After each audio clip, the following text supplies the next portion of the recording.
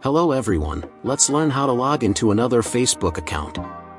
Whether you have multiple Facebook accounts or share a phone with friends and family, you'll need to know how to switch Facebook accounts. Thankfully, the social network makes it easy to quickly switch between profiles using the same browser. Before we start, leave a like and subscribe for more tutorials like this.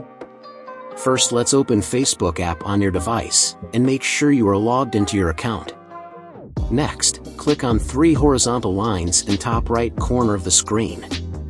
When you do that, you will come on Menu, and then scroll to the bottom of the page to see Log Out. Now first we need to log out. You will do that by tapping on Log Out button. If you want before you log out, you can set up your account center, but didn't do that. After that, Facebook recommended you account you are logged out, and you need to click on Log into another account. Now enter a mobile number or email and password. You can repeat this process infinite time, and when you do that, click on Login blue button, and that is it. So thanks for watching, see you in the next video, goodbye.